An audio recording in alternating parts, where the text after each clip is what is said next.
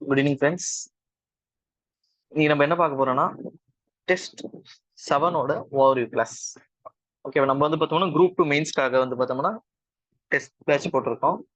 அதுல வந்து பார்த்தோம்னா இன்னைக்கு 7வது டெஸ்ட். ஒவ்வொரு டெஸ்ட்ல வந்து பார்த்தோம்னா நம்ம சிலபஸ்ல இருக்கக்கூடிய ஒரு சின்ன சின்ன வார்த்தையை வந்து டெஸ்ட் எழுதுறோம் ஒவ்வொரு வாரமும். ஸோ இந்த வாரம் என்ன டெஸ்ட்ன்றதை பார்க்கலாம். இந்த வாரம் டெஸ்ட் கொஞ்சம் பல்கி தான், மற்ற வாரத்தை கம்பேர் பண்ணும்போது இந்த வாரம் சிலபஸ் கொஞ்சம் பெருசு தான். பட் நம்மளால படிக்க முடியும் அந்த ஒரு வாரம் கேப்ல. ஏன்னா போன வாரம் கூட நம்ம ரிவிஷன் டெஸ்ட் எழுதணும். ஸோ இது வந்து பார்த்தோம்னா நம்ம தனியா டெஸ்ட் யாராச்சும் புதுசா இருந்தீங்களா, இது வந்து நம்ம குரூப் 2க்காக மெயின்ஸ்க்காக டெஸ்ட் சீரிஸ் போறோம். ஏன்னா நம்ம சிலபஸ் வந்து பார்த்தோம்னா நிறைய இருக்கு. நீங்க நோட்டிபிகேஷன் வர்றதுக்கு முன்னாடி அட்லீஸ்ட் அந்த சிலபஸை உருவாட்டினா நீங்க படிச்சு முடிக்கணும்ன்ற ஒரு மோட்டிவ்ல இந்த டெஸ்ட் வந்து நடத்தணும். ஓகேவா? சரி, வேற ஏதாச்சும் டவுட் இருந்தா கூட நீங்க இந்த நம்பருக்கு நீங்க கான்டாக்ட் பண்ணி கேட்கலாம். ஓகே, 999401702023 இந்த நம்பருக்கு நீங்க மெசேஜ் பண்ணி குரூப் 1 இல்ல குரூப் 2 டெஸ்ட் சீரிஸை பத்தி கேட்டுக்கலாம். இதே மாதிரி நம்ம குரூப் 1க்காக பிலிமினரி டெஸ்ட் நடத்துறோம். ஸோ அதை பத்தி டீடைல்ஸ் யூடியூப்ல இருக்கும், நீங்க பாத்துக்கலாம். ஸோ இந்த வாரம் என்ன டெஸ்ட்னு பார்க்கும்போது டெஸ்ட் 7. இதுல வந்து பார்த்தோம்னா நம்ம யூனிட் 1. ஓகே, மொத்தம் வந்து பார்த்தோம்னா குரூப் 2 மெயின்ஸ்ல 3 யூனிட் இருக்கு. ஓகே, முதல் யூனிட் வந்து பார்த்தோம்னா சயின்ஸ் அண்ட் டெக்னாலஜின்னு சொல்லுவாங்க, role of science and technology. So இந்த சயின்ஸ் அண்ட் டெக்னாலஜில நம்ம என்ன பார்க்க போறோம்னா சில கரண்ட் அஃபேர்ஸ், டெய்லி நடக்கக்கூடிய நடப்பு நிகழ்வுகளை வச்சு கொஸ்டின்ஸ் வந்து கேட்க போறாங்க. அதுதான் வந்து டைனமிக் ஏரியா. இந்த ஏரியாஸ்ல வந்து பார்த்தோம் உங்க ஸ்கூல் புத்தகத்துல இருக்காது. இப்போ நம்ம வேற ஏரியாஸ் பார்த்துருவோம், பிசிக்ஸ், கெமிஸ்ட்ரி, அதே போல வந்து பயாலஜில பார்த்தோம்னா அந்த நோய்கள் பத்தி படிச்சிருப்போம். ஓகேவா? என்விரான்மெண்ட்டை பத்தி படிச்சிருப்போம். இதெல்லாமே வந்து பார்த்தோம்னா உங்க ஸ்கூல் புத்தகத்துல கவர் ஆயிருக்கும். ஸோ அதெல்லாம் ஸ்கூல் புத்தகத்தை எடுத்து படிச்சா போதும். ஆனா இந்த ஏரியா இருக்கு பாருங்க, அரசின் கொள்கைகள், அறிவியல் தொழில்நுட்ப நிறுவனங்கள், ஓகே, தாக்கங்கள், அதோட அச்சீவ்மெண்ட், இது எல்லாமே வந்து பார்த்தோம்னா உங்க ஸ்கூல் புக்ல கவர் ஆயிருக்காது. நீங்க ஏதாச்சும் கரண்ட் அஃபேர்ஸை மையப்படுத்தி இருக்கக்கூடிய மேகசின், நம்ம வந்து கிளாஸ் நோட்ஸ், இதெல்லாம் நீங்க வந்து ஃபாலோ பண்ணிக்கலாம். ஸோ இதுதான் இந்த வாரம் test. So government policy, organisation on science and tech, role and achievement and impact of science and tech. So இது வந்து ஒரு ஓப்பன் எண்ட் சிலபஸ். இது வந்து உங்களோட குரூப் 1லயும் வரும், குரூப் 2லயும் வரும் இந்த சிலபஸ். ஸோ இதுதான் அந்த சிலபஸ். என்ன படிக்கணுன்றதை நம்ம பார்ப்போம். அடுத்து வேற என்ன சிலபஸ்ன்னு பார்க்கும்போது போன வாரம் வந்து பார்த்தோம்னா, போன வாரத்துக்கு முன் வாரம் பார்த்தோம்னா நம்ம சென்ட்ரல் கவர்மெண்ட் ஸ்கீம் படிச்சோம். அது அப்படியே இந்த வாரம் ஸ்டேட் கவர்மெண்ட் ஸ்கீம் படிக்க போறோம். தமிழ்நாடு அரசாங்கத்தோட திட்டங்கள் பத்தி படிக்க போறோம் இந்த வாரம். போன வாரம் வந்து பார்த்தோம்னா நம்ம இந்திய அரசாங்க திட்டத்தை படிச்சோம். ஸோ அப்படி தமிழ்நாடுன்னு போட்டு நீங்க படிக்க வேண்டியதான், வேற எதுவுமே இல்லை. இங்க இருக்கக்கூடிய முக்கியமான திட்டங்கள், கல்விக்காக தமிழ்நாடு அரசாங்கம் என்னென்னலாம் பண்ணியிருக்கு, இங்க இருக்கக்கூடிய இன்ஃப்ராஸ்ட்ரக்சர், உட்கட்டமைப்புக்காக என்னென்ன ஸ்கீம்ஸ் எல்லாம் கொண்டு வந்திருக்காங்க, இங்க இருக்கக்கூடிய சுற்றுச்சூழல் பாதுகாக்க தமிழ்நாடு அரசாங்கம் என்னென்ன திட்டங்கள் கொண்டு வந்திருக்காங்க, இதெல்லாம் நம்ம பார்க்க போறோம். முக்கியமானதை படிச்ச போறோம். சென்ட்ரல் கவர்மெண்ட் மாதிரி நிறைய படிக்காம சில விஷயத்த படிச்சாவே போதுமானது இந்த வாரம்.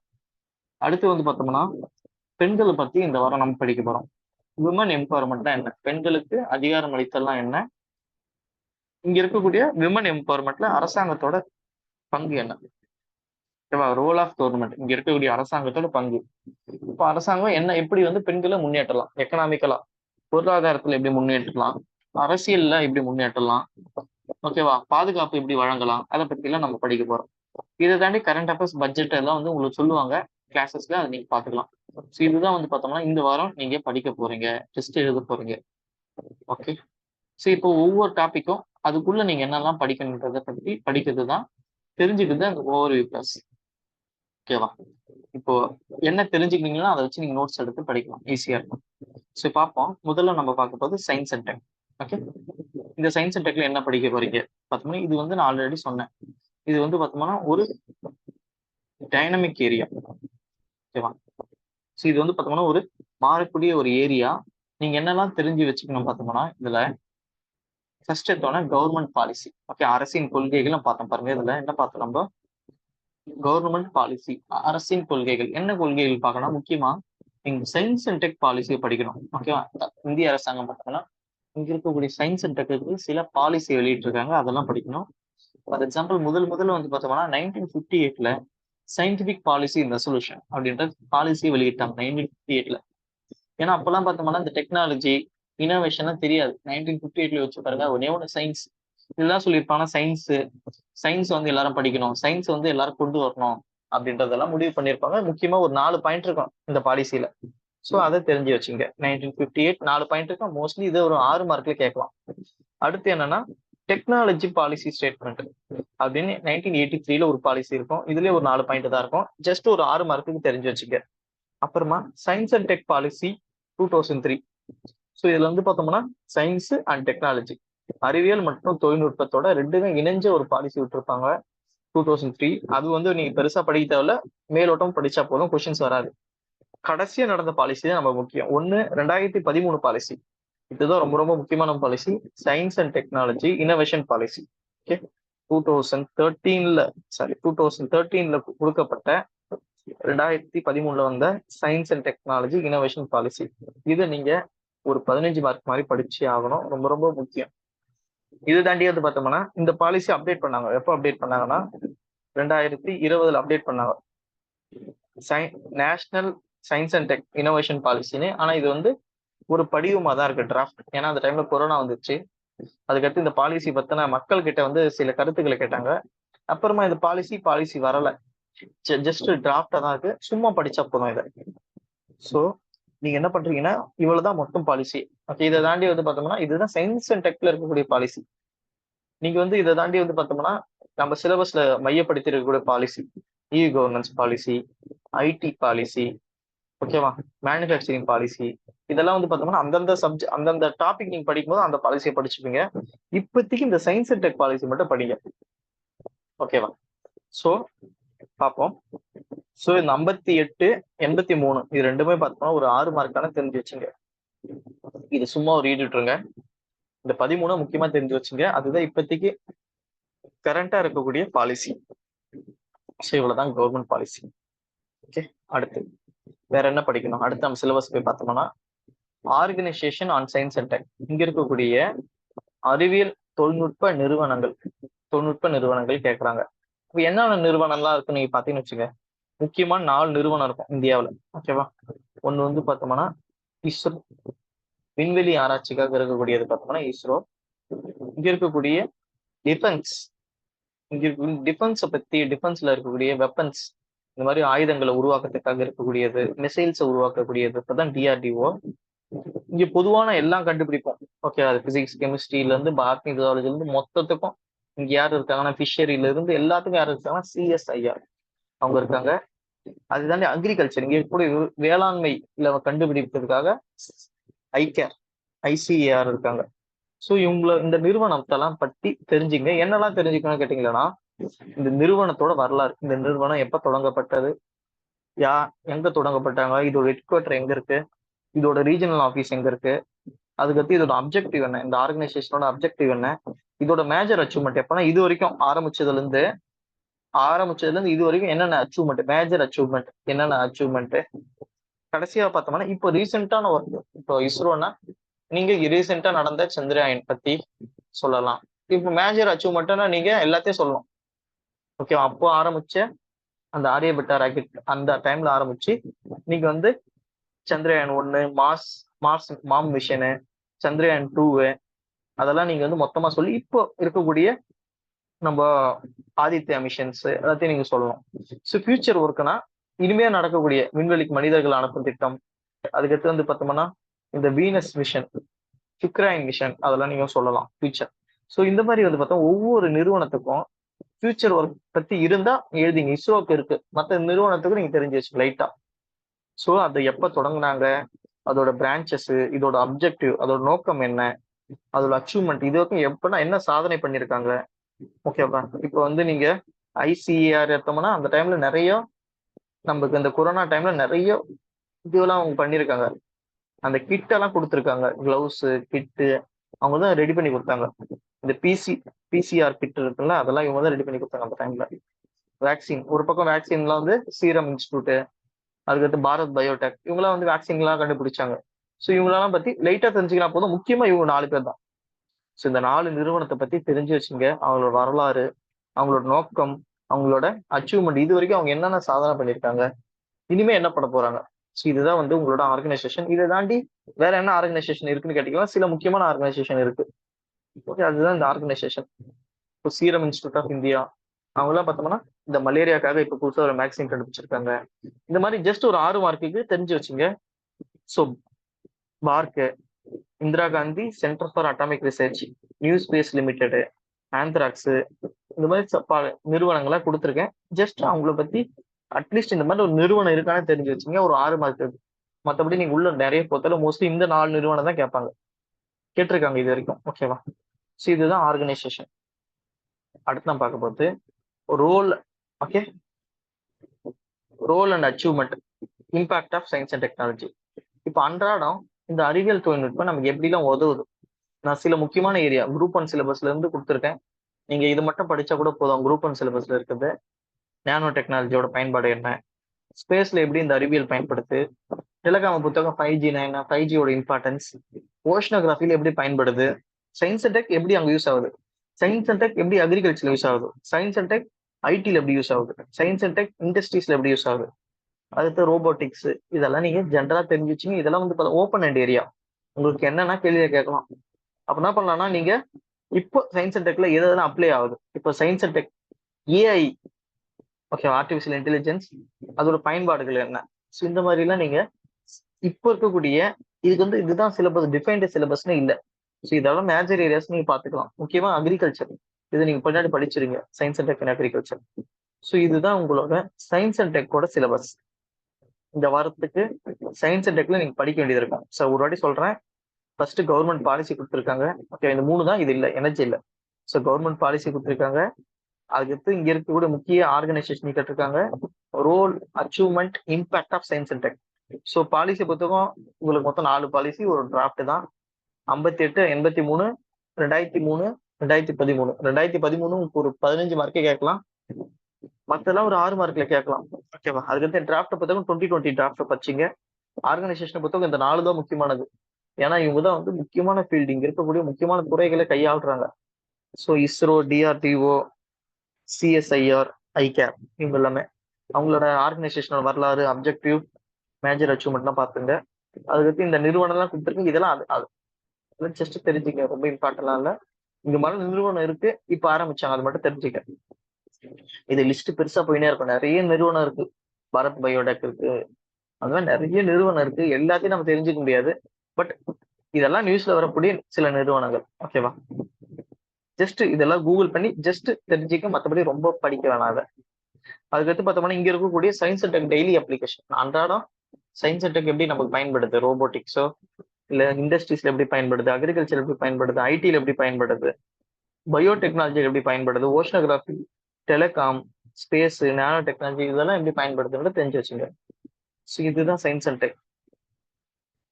ஓகேவா? புரிஞ்சிச்சா? ஸோ அடுத்து நம்ம பார்க்க போறது, ஓகே, ஸோ இதுதான் தமிழ்ல அரசின் கொள்கைகள், அறிவியல் தொழில்நுட்ப நிறுவனங்கள், அறிவியல் தொழில்நுட்ப நிறுவனம் அந்த வளர்ச்சிக்கான இது கொள்கைகள் பார்த்தோன்னா 58, 1958, 1983, 2003, 2013, வரைவு கொள்கை 2020, ஆர்கனைசேஷனை பொறுத்தவரை இஸ்ரோ, டிஆர்டிஓ, சிஎஸ்ஐஆர், சரி, ஐகேர். ஓகேவா? அமைப்பின் வரலாறு, அமைப்பின் இலக்குகள், முக்கிய சாதனைகள், தற்காலம் மற்றும் எதிர்கால பணிகள்.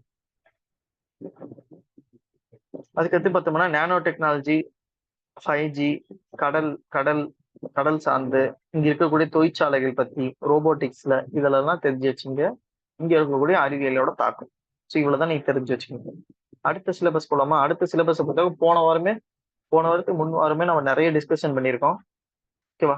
மோஸ்ட்லி வந்து பார்த்தோம்னா நீங்க எப்படி பண்ண, தமிழ்நாடோட ஸ்கீம், பெண்களுக்கு என்னென்ன திட்டங்கள்லாம் இங்க இருக்கு, குழந்தைகளுக்கு என்னென்ன திட்டங்கள்லாம் இருக்கு, தொட்டில் குழந்தை திட்டம் அப்படி இருக்கு, காலை உணவு தராங்க இப்போ, அதை பத்தி எழுதுங்க, மதிய உணவு தராங்க, அதை பத்தி எழுதுங்க, போஷாக்கு கிட் தராங்க. இது தாண்டி பார்த்தோம்னா நியூட்ரிஷனல், இந்த மாதிரி பிரெக்னெண்டா இருக்கும்போது குழந்தை பிறந்த உடனே ஒரு கிட்டு தருவாங்க. ஓகேவா? அம்மா கிட்டுன்னு, அதுக்கு முன்னாடி இப்போ வேற பேர் வச்சாங்களான்னு தெரியல. ஸோ அந்த அம்மா கிட்டு, ஓகே, அம்மா பிரெக்னன்சி கிட்டுன்னு சொல்லுவாங்க, இல்ல அம்மா கிட்டுன்னு சொல்லுவாங்க, அது தராங்க. அதுக்கடுத்தது பார்த்தோம்னா இந்த ஆரம்ப காலத்துல சத்துணவு மையங்கள்லாம் இருக்கு. அதுல வந்து பார்த்தோம்னா சின்ன குழந்தைகளுக்கு சத்துள்ள உணவு, முட்டை இதெல்லாம் தராங்க. ஸ்கூல்ல என்ன பண்றாங்க, இது குழந்தைகளுக்கு. ஸோ மோஸ்ட்லி பார்த்தோம்னா விமனு, குழந்தை, இது ரெண்டும் தெரிஞ்சு வச்சுங்க, இதுதான் முக்கியம். ஓகே, மற்றவங்க எல்லாம் வந்து ஜஸ்ட் ஜென்ரலா தமிழ்நாடு வந்து பார்த்தோம்னா டிரான்ஜெண்டருக்கு என்ன பண்ணியிருக்காங்க, மைனாரிட்டிக்கு என்ன பண்ணிருக்காங்க, எஸ்சி எஸ்டிக்கு என்ன பண்ணிருக்காங்க, ஜஸ்ட் என்ன பண்ணிருக்காங்க. ஃபார் எக்ஸாம்பிள் டிரான்ஜெண்டர்னா ரேஷன் கார்டு கொடுத்துருக்காங்க. ஓகேவா, அந்த மாதிரி என்னெல்லாம் உங்களுக்காக கவர்மெண்ட் பண்ணிருக்காங்க. இப்போ வந்து டிரான்ஜெண்டருக்காக ஒரு பாலிசியை வந்து விட்டுருக்காங்க. அரசு ஒரு பிரைவேட் ஜாப்ல வந்து ரிசர்வேஷன் கொடுக்கணும்னு சொல்லியிருக்காங்க.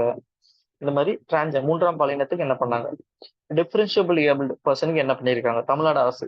ஜஸ்ட் எல்லாத்துலயும் ஒரு 5-6 பாயிண்ட் ஞாபகம் வச்சுங்க. ஓகேவா, இப்போ மைனாரிட்டிக்கு என்ன பண்ணியிருக்காங்க தமிழ்நாடு அரசு, இங்க இருக்கக்கூடிய எஸ்சி அண்ட் எஸ்டி மக்களுக்கு என்ன பண்ணியிருக்காங்க. ஓகேவா, ஸ்கீம்ஸ், எஜுகேஷனலா என்ன பண்ணியிருக்காங்க, எக்கனாமிக்கலா என்ன பண்ணியிருக்காங்க. அந்த மாதிரி நீங்க தனித்தனியா கூட நோட் பண்ணி வச்சுங்க, ரொம்ப ரொம்ப உதவும். மோஸ்ட்லி பார்த்தோம்னா குழந்தைகள், பெண்கள், இதுதான் ரொம்ப ரொம்ப முக்கியம். இவங்களை தாண்டி தான் மத்தவங்களாம். தமிழ்நாடு அரசா இதை தாண்டி வந்து பார்த்தா தமிழ்நாடு அரசு கல்விக்காக என்ன பண்ணியிருக்காங்க. ஓகேவா, இப்ப நீங்க நிறைய கல்விக்கால எழுதலாம். எண்ணும் எழுத்தும் கொண்டு வந்திருக்காங்க, இல்லம் தேடி கல்வி எழுதி சொல்லிடலாம்.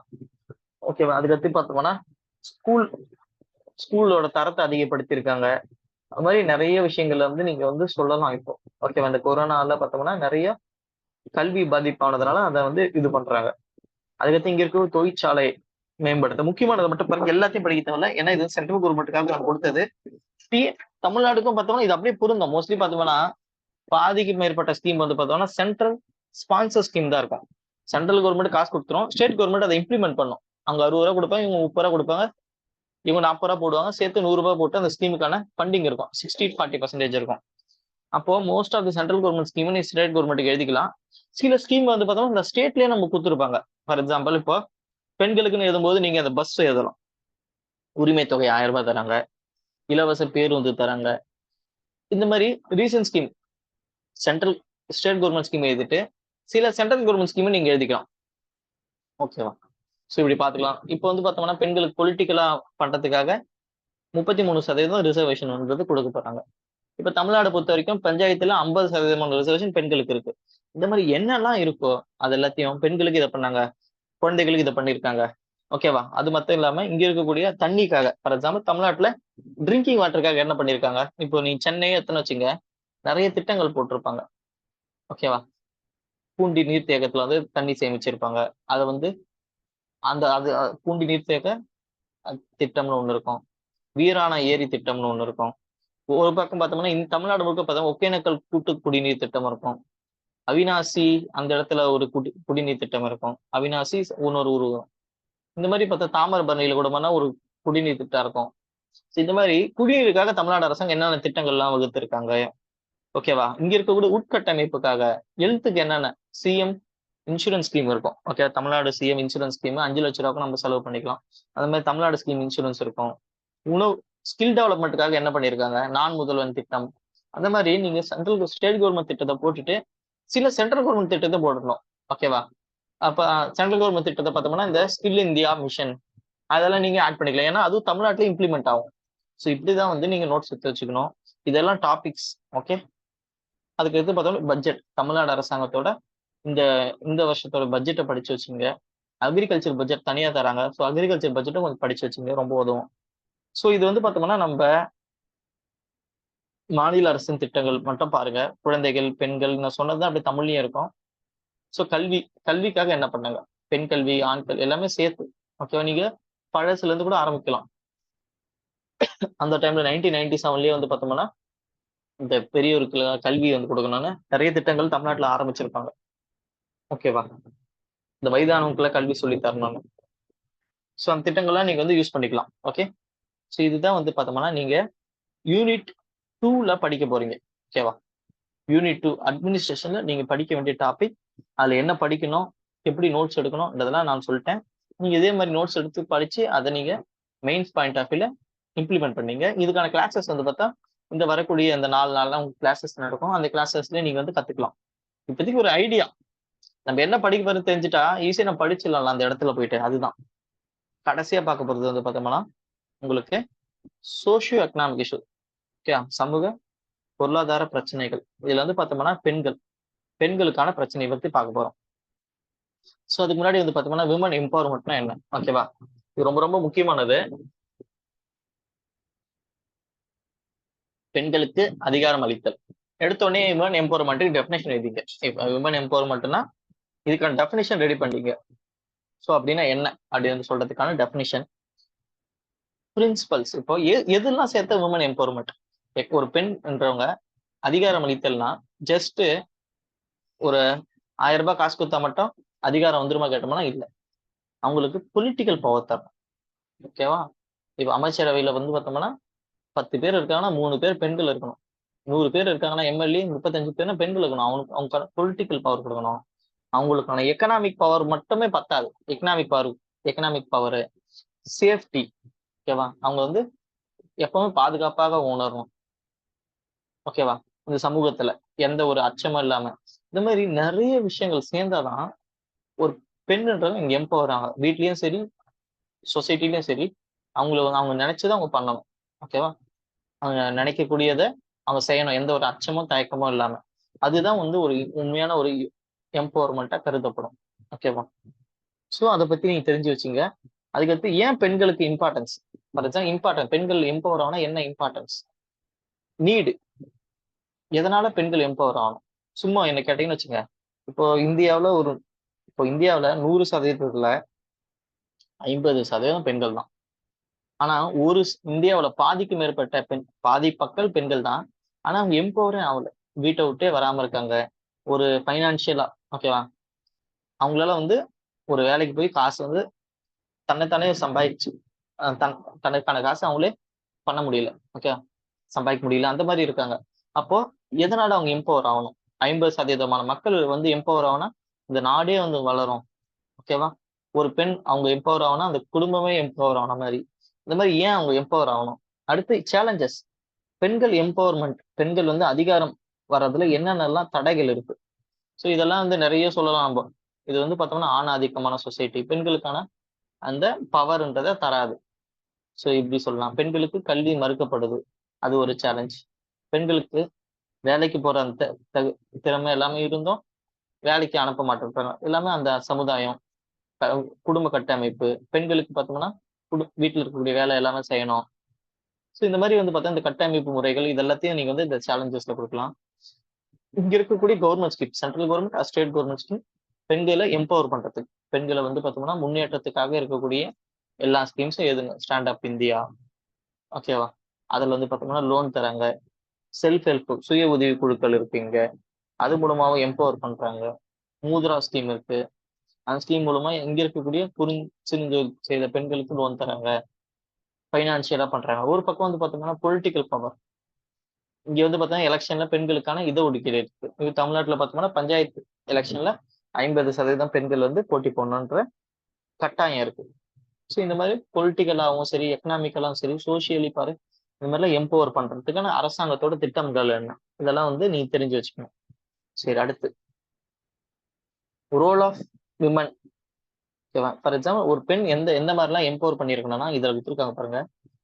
சோசியலி, சமூகத்திலையும் எம்பவர் பண்ணணும், எக்கனாமிக் பொருளாதாரத்திலையும் எம்பவர் பண்ணணும், எஜுகேஷன் கல்வியிலையும் எம்பவர் பண்ணணும், பொலிட்டிக்கல் அரசியல் எம்பவர் பண்ணணும், ஓகேவா, நல்ல ஒரு ஹெல்த்தியானவங்களா இருக்கணும். ஃபார் எக்ஸாம்பிள் இப்ப இந்தியாவில 100 பெண்கள் எடுத்தீங்கன்னா 57 பெண்கள் வந்து பார்த்தோம்னா அனிமியால அஃபெக்ட் ஆயிருக்காங்க. ஓகேவா? அனிமியா, அயன் குறைபாடு இருக்கு. ஸோ இப்போ இது வந்து சரியான ஒரு எம்பவர்மெண்ட் ஹெல்த்தா பண்ணல. அதுக்கடுத்து பார்த்தோம்னா இந்தியாவில மெட்டர்னிட்டி பெனிஃபிட், சரி, அந்த குழந்தை பிறக்கும் போது அம்மா இருக்கிறாங்களே, எம்எம்ஆர்.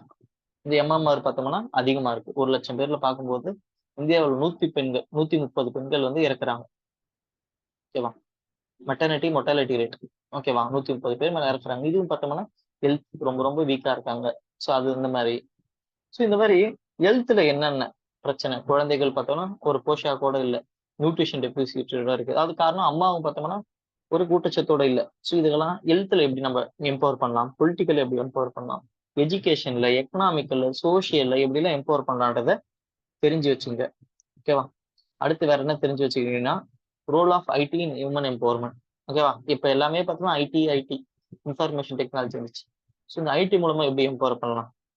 ஃபார் எக்ஸாம்பிள் ஒரு பெண்கள் ஏதோ ஒரு பிரச்சனை, ஓகேவா, சேஃப்டி, இப்போ சென்னையில போறாங்க, ஒரு ரோட்ல போகும்போது திடீர்னு அவங்க ஏதோ ஒரு பிரச்சனை நடக்குதுன்னா டக்குன்னு நீங்க 181 ஃபோன் பண்ணீங்கன்னா உங்களுக்கு அப்பவே வந்து பாதுகாப்பு. இல்லைன்னா SOS காவலன், அந்த ஆப்ல நீங்க SOS கிளிக் பண்ணீங்கன்னா உடனடியாக அங்க இருக்கக்கூடிய பேட்ரோல் உங்களை தேடி வரும். அப்ப எப்படி அந்த பெண்களுக்கு அந்த அந்த டைம்ல அது சேஃப்டி கிடைச்சதுன்னா ஐடி. இங்க இருக்கக்கூடிய இன்ஃபர்மேஷன் டெக்னாலஜினால அந்த டைம்ல அவங்களுக்கு ஒரு சேஃப்டி கிடைச்சது. இந்த மாதிரி இந்த ஐடி மூலமா பெண்கள் எப்படி எம்பவர் ஆகுறாங்க. இப்போ ஒர்க் ஃப்ரம் ஹோம், வீட்லயே வேலை செய்யறாங்க, ஐடி இண்டஸ்ட்ரி. அந்த மாதிரி இந்த ஐடி அந்த ஐடி இண்டஸ்ட்ரியில பிளே பண்ணுது. அவங்களுக்கான வீட்லயே ஒர்க் பண்ணி அவங்களால வந்து பார்த்தா அந்த குடும்பத்தை ரன் பண்ண முடியுது. ஸோ இந்த மாதிரி நீங்க ஐடி மூலமா எப்படி எம்பவர் வராங்கன்றதை படிக்கலாம். இப்பெல்லாம் வந்து பார்த்தோம்னா கொரோனா டைம்ல நிறைய பெண் குழந்தைகள் அவங்களாம் வந்து பார்த்தோம்னா வீட்லயே படிச்சாங்க. இதுக்கும் இந்த ஐடி உதவுச்சு. ஓகே, அப்போ ஆன்லைன் கோர்ஸ் நிறைய இப்போ நம்ம நிறைய பேர் கிளாஸ் கவனிக்கிறாங்க. இதுக்கும் இந்த ஐடி எஜுகேஷனலி எப்படி இந்த மாதிரி நீங்க தனித்தனியா நீங்க ஐடி எப்படி பெண்களை எம்பவர் பண்ணுது. சரி, அடுத்து முக்கியமா அந்த பாலிசி படிச்சு வச்சுங்க. 2001 பாலிசி, ரொம்ப பழைய பாலிசி தான். இதையே நம்ம கவர்மெண்ட் அப்டேட் பண்ண மாட்டேன்றாங்க. National policy for women empowerment அப்படின்ற பாலிசி 2001 இருக்கும். இந்த பாலிசி படிச்சு பாருங்க. 2016 டிராஃப்ட் இருக்கும். ஜஸ்ட் ரெண்டுத்துலயும் வந்து பார்த்தோம்னா ஜென்ரலா தான் பாயிண்ட் இருக்கும். அதை நீங்க படிச்சு பார்த்துக்கலாம். இதெல்லாம் உமன் எம்பவர்மெண்ட். சரி, இதுதான் இம்யூன் எம்பவர்மெண்ட் நீங்க படிக்க போறீங்க. இது தாண்டி வேற என்ன இருக்குன்னா சோசியல் இன்ஜஸ்டிஸ் டு விமன். இங்கே விமன் பெண்களுக்கு எதிராக நடக்கக்கூடிய சமூகத்தில் நடக்கக்கூடிய அநீதிகள் என்னென்னலாம் பார்த்தோம்னா டொமஸ்டிக் வயலேஷன், குடும்ப வன்முறை.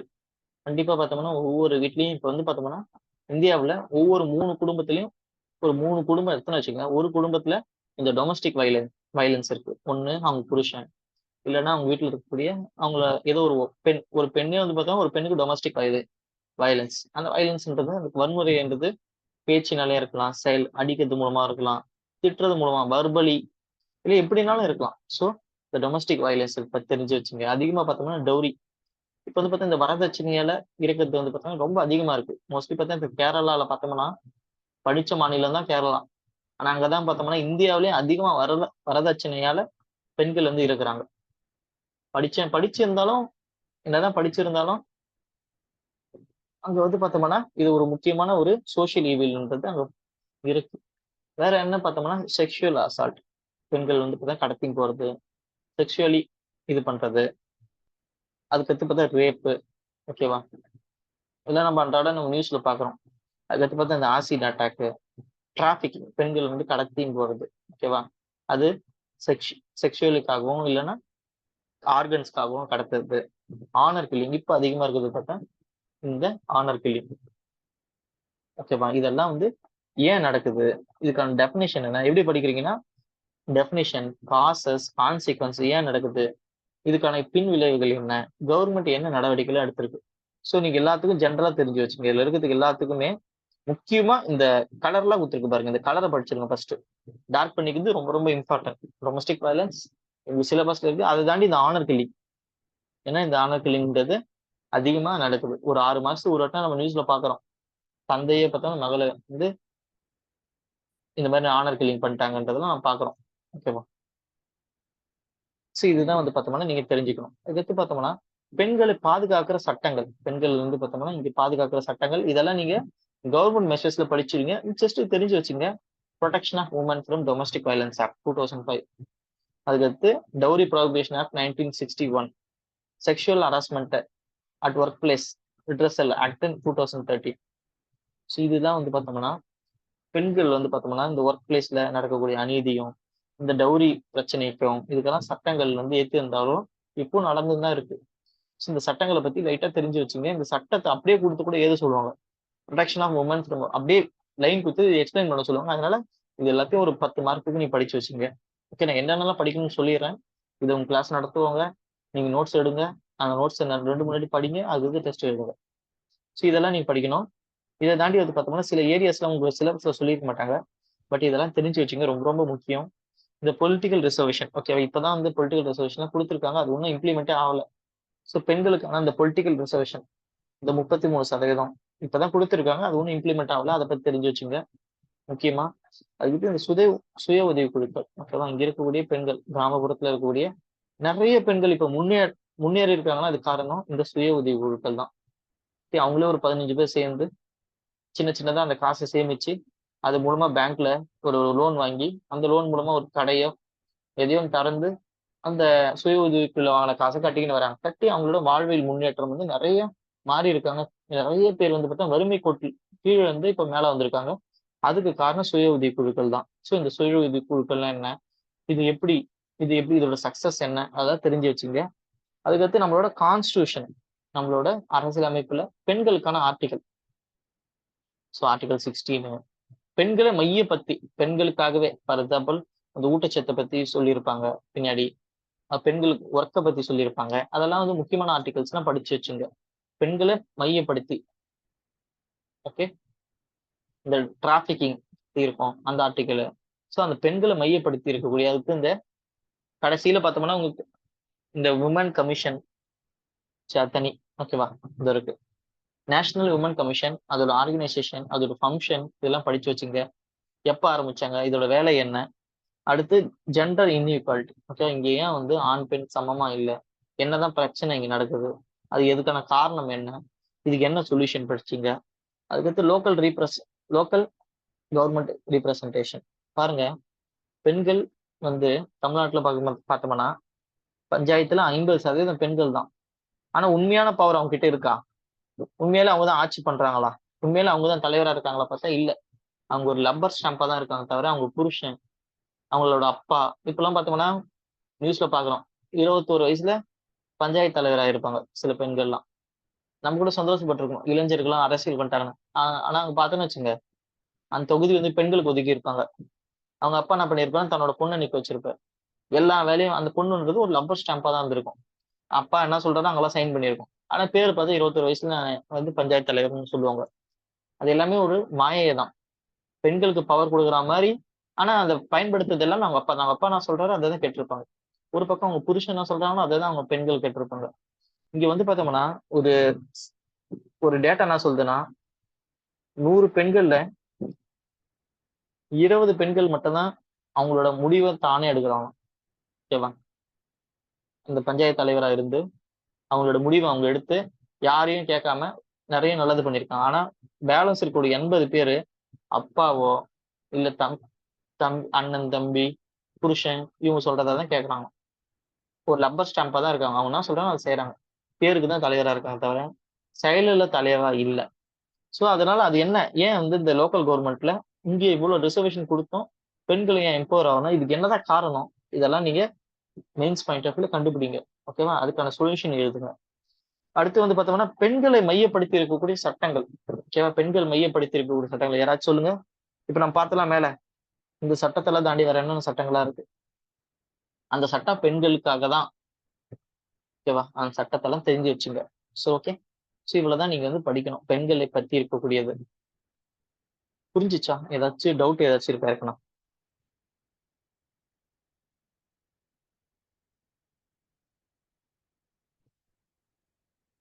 அது ஒன்றும் தெரியல. ஜென்ரல் இங்கிலீஷ் இருக்குமான்னு குரூப்புக்கு டிஎன்பிசி சொல்லும். வெயிட் பண்ணுங்க. ஓகேவா? எதாச்சும் டவுட் இருந்தா கேளுங்க, கேட்கலாம்.